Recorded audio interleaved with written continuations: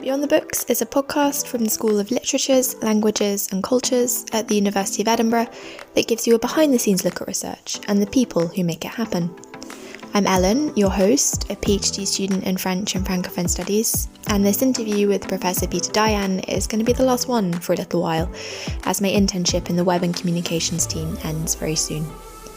Thank you so much to Rachel Chung, David Farrier and Katie Hawthorne for being such wonderful guests, and to all of you who've listened and said lovely things, thank you. Beyond the Books will be back with a new presenter, maybe even back in the studio later on in the autumn, so keep your eyes and ears peeled for more exciting chats about research in the not too distant future. This week I'm speaking to Professor Peter Dayan, Professor of Word and Music Studies and Head of French and Francophone Studies at the University of Edinburgh. In this episode we talk about a lot of things, including Peter's Gapper Prize-winning book, The Music of Dada, A Lesson in Intermediality for Our Times, the works of Tristan Tzara, and the new taught MSc in Intermediality, which starts in 2021 here at the University of Edinburgh. I hope you enjoy this episode, and for the last time, stay safe all of you, and above all, be well. Thank you. Thank you very much for coming on the podcast and agreeing to chat with me today.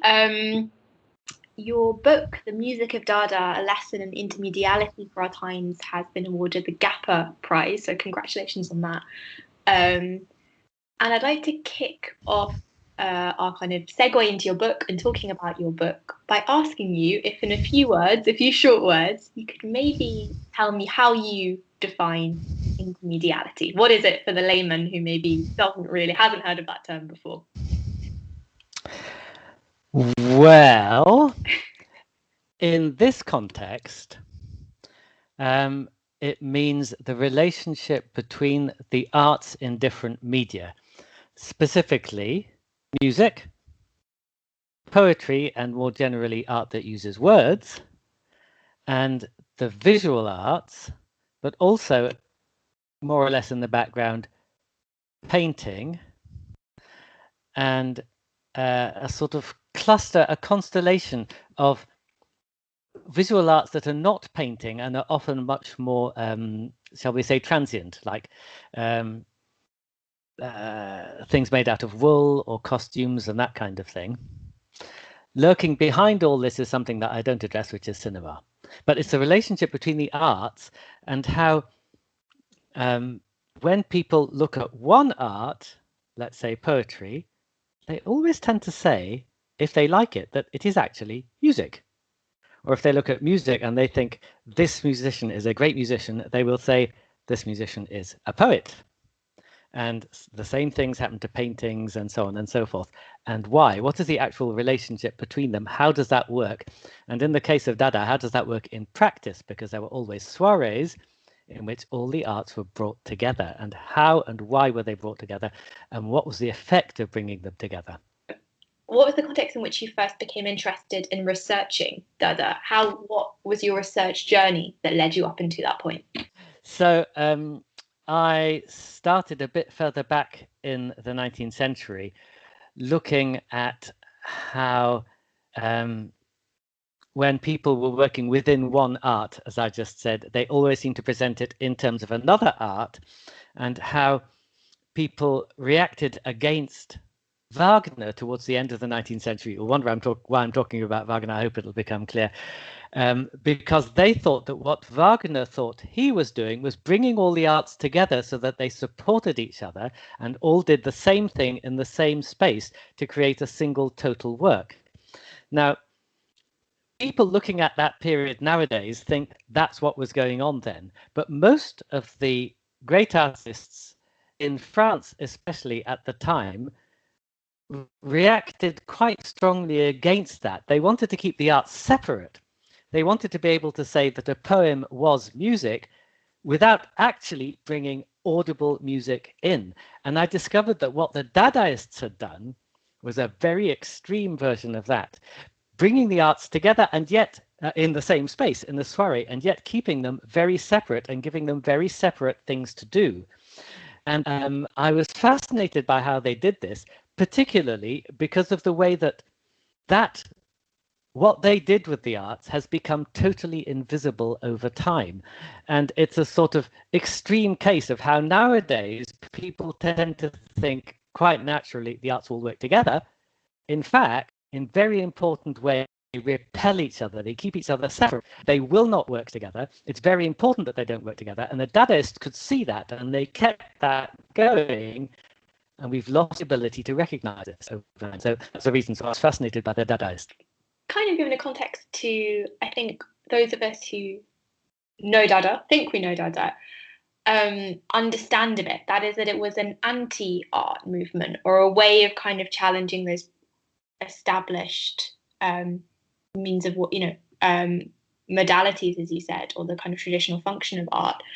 I'm thinking of a quote by Richard Hulsenbeck, who described Dadaist music in his 1920 History of Dada as something that was enamoured of raw sound, could consist in simultaneous chanting of nonsense syllables or shouts.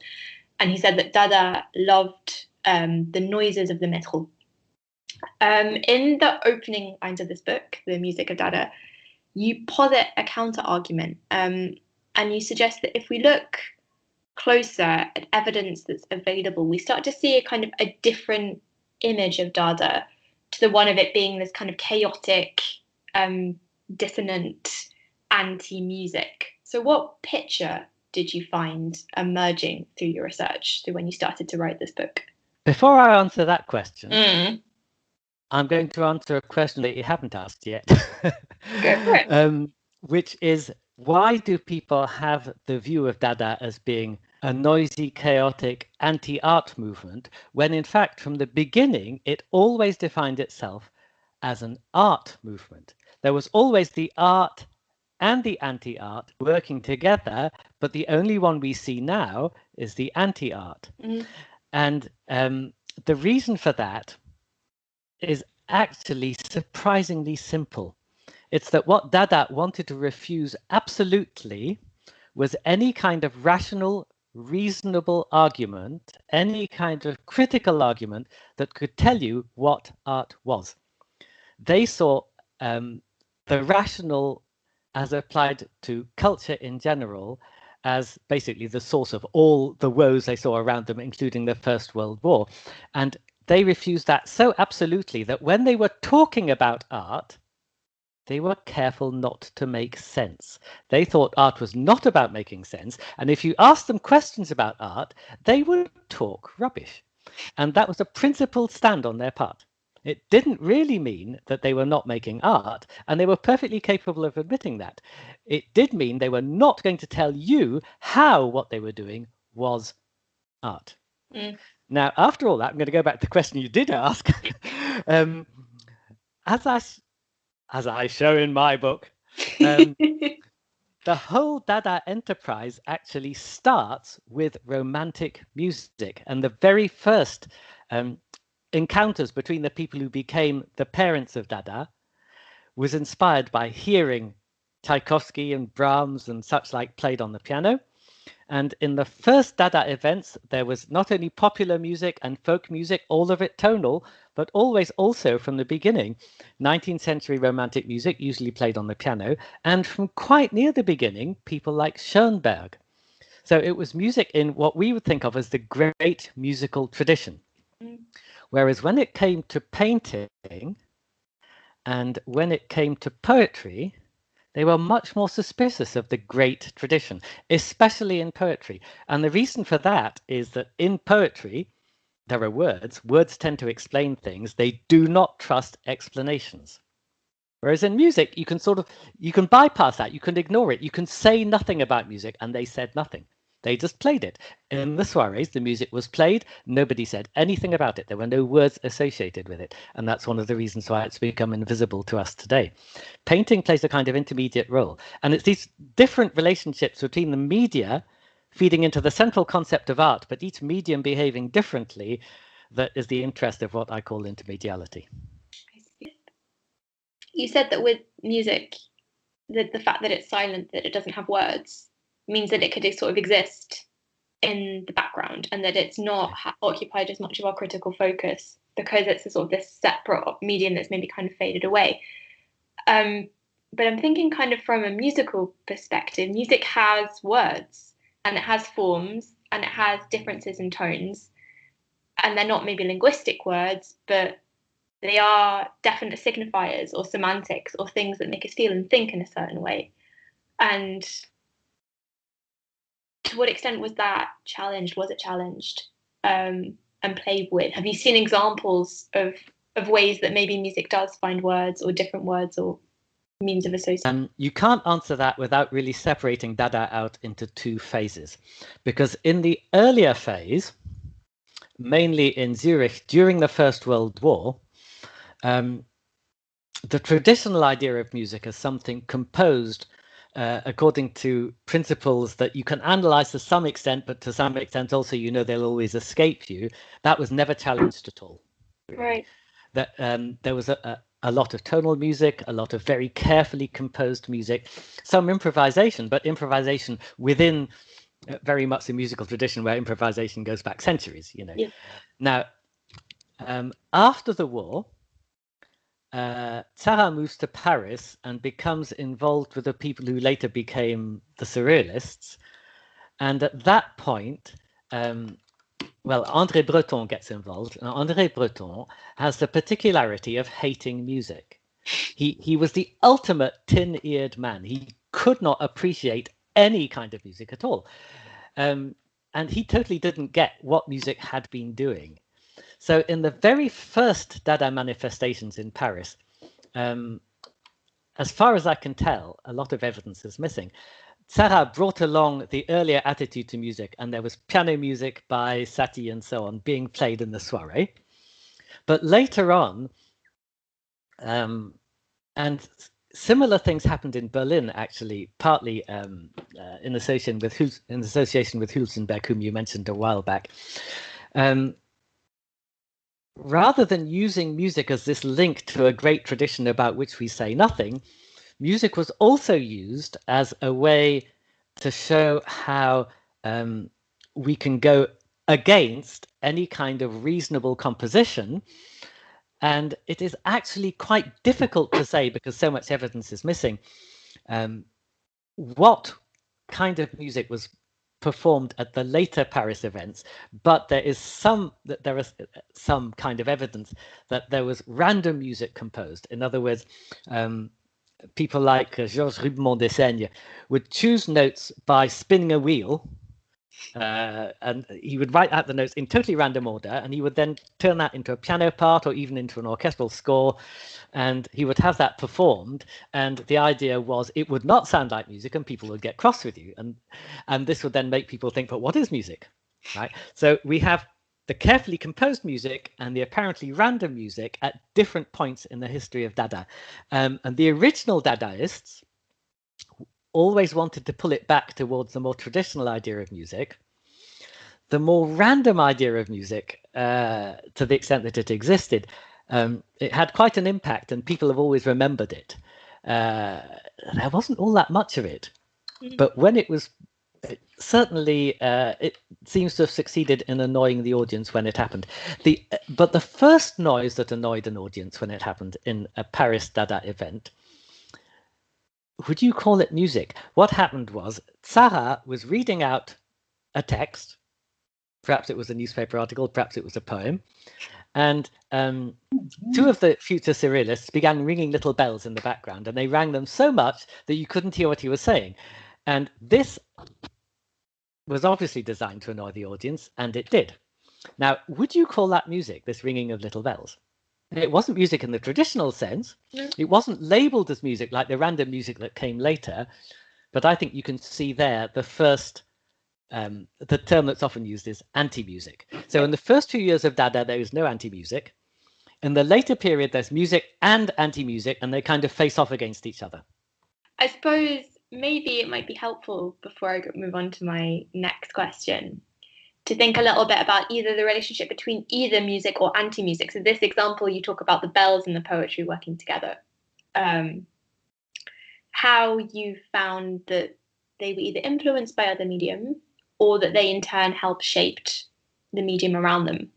I suppose maybe a little bit more maybe an even longer answer about what you uncovered or what you found about that relationship, particularly with music and other medium in this movement.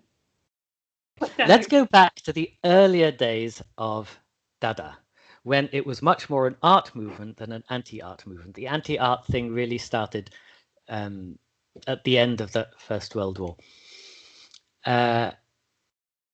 In those days, when there was a Dada soirée, the music would be separate from the poetry. And the poetry would be separate from the music. And one of the things that's always fascinated me is I think there was also dance without music, which at the time was quite revolutionary. Now, when they performed poetry, they tried to do it in a way that suggested a kind of hidden link between poetry and music. So that, for example, there's a very famous description by Hugo Ball, one of the original Dadaists, and the man who played the piano, the romantic piano music that brought all the Dadaists together. So he was very much a musician in the grand tradition and always had been. And his wife was a singer, a folk singer, very good one. He composed poems which we would now call sound poems, where the words do not make sense as individual words. He describes himself performing them and kind of wondering what he's really doing. And then it comes into his head that what he's actually doing is musical.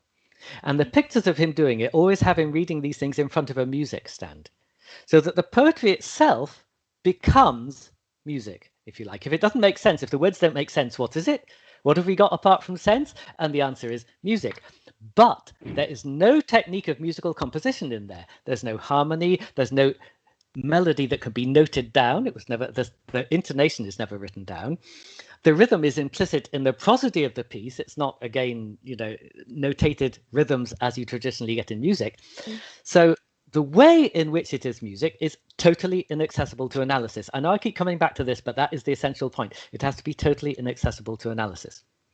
The music remains inaccessible to analysis because nobody talks about it and because the Dadaists on stage know nothing about the arcanes of music. So that's absolutely fine, right? Later on, let's say you get Tzara reading out a text, which may or may not be a poem, and the bells are being rung.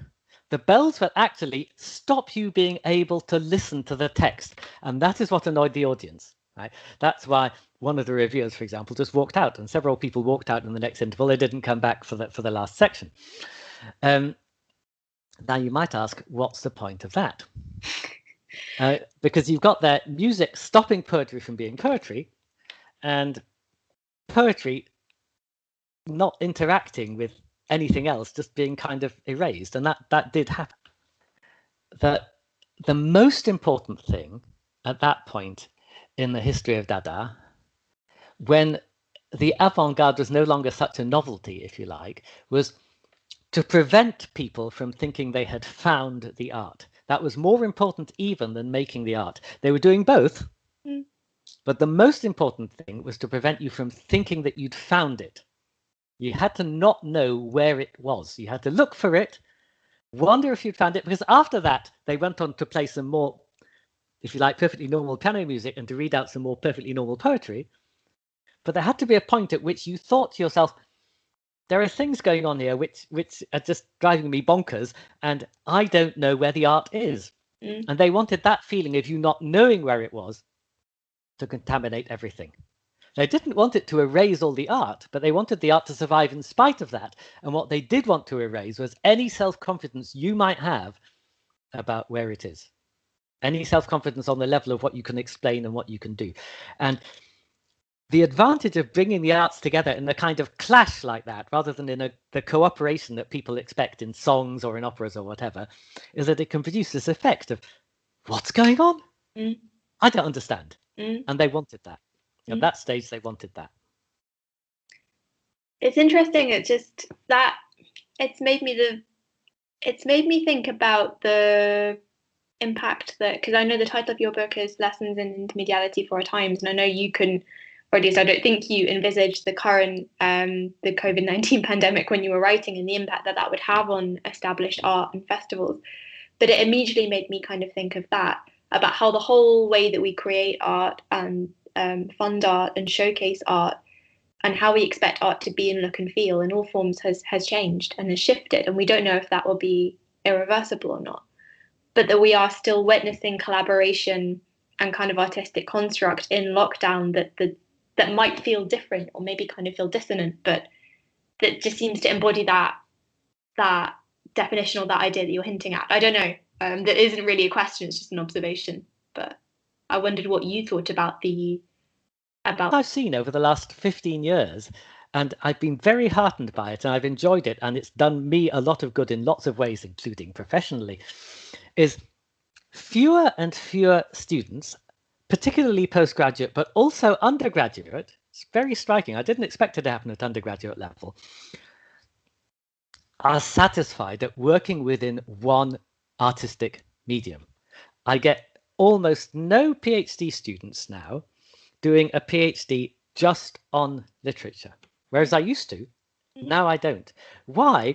Because somehow they don't trust the idea of literature. They can see that if you just look at literature, well, of course, if you're only looking in it for ideas and for words and for what it tells you about society, that's one thing.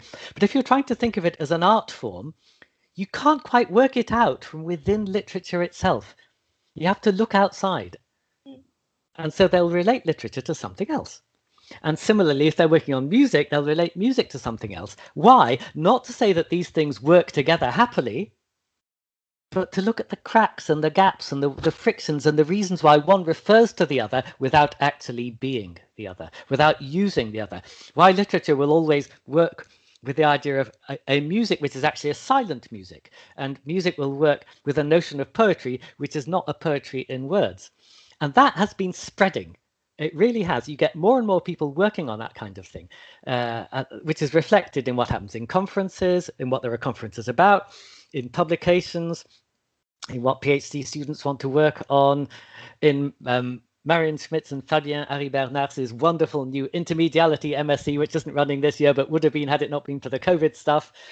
And as I was saying to you a bit earlier, I've put together a new undergraduate option called Intermediality Between the Arts.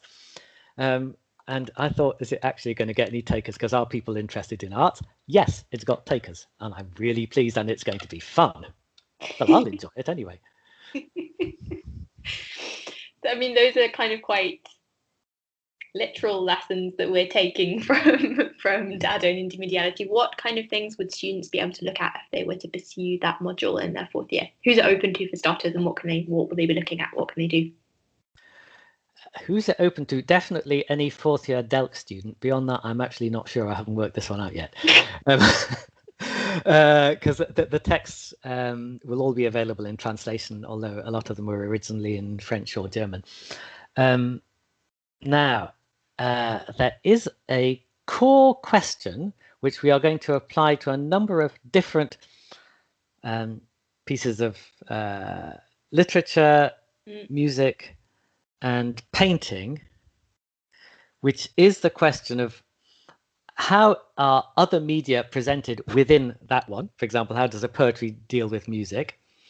How does music evoke poetry? And do they work together, or do they shut each other out? Do they push each other apart? Those are the basic questions.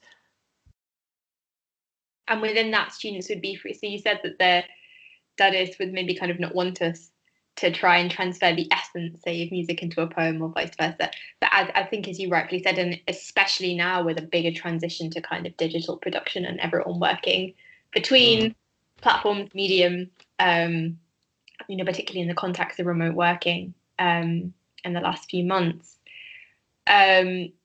what does that kind of give students complete freedom to embrace those changes that we're seeing? Is it something that is this module something you envisage involving in terms of its scope that students can help shape?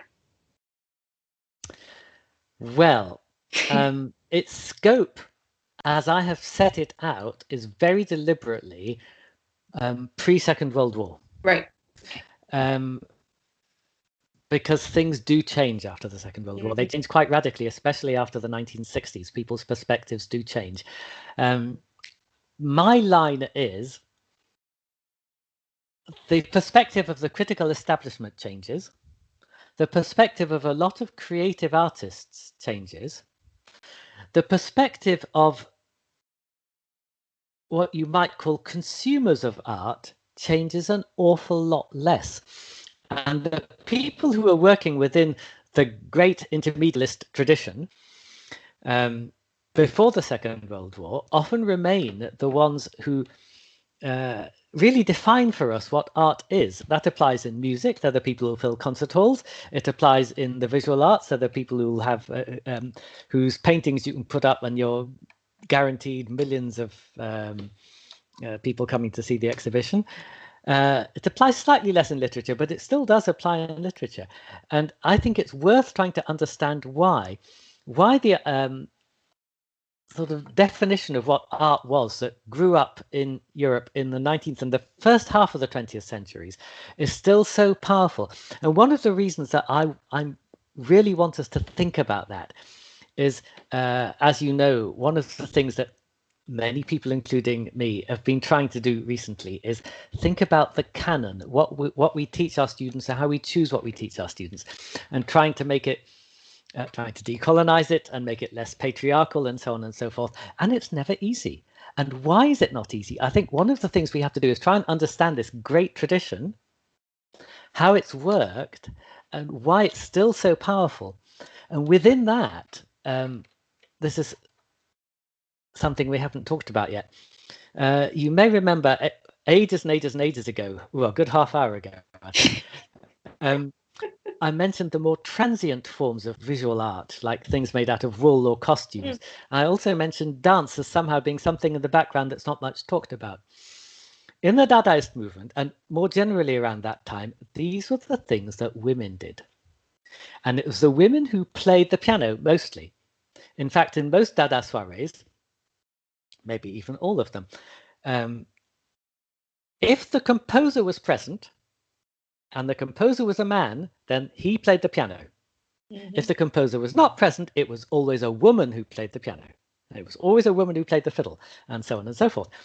Now, the role of women within that movement, the Dada movement, is something that's become kind of invisible in the same way as music became kind of invisible. And I think we need to think through how and why that happened. And that will help us to see.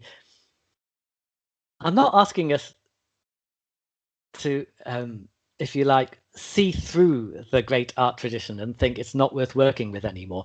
But I want us to see that around the edges of it, there are other things which can also work as art. And I think we're not able to do that as well as we should because we haven't really understood how the great art tradition works through different media and how they, if you like, that I can't find a right way to say this. I'll just say it as it comes.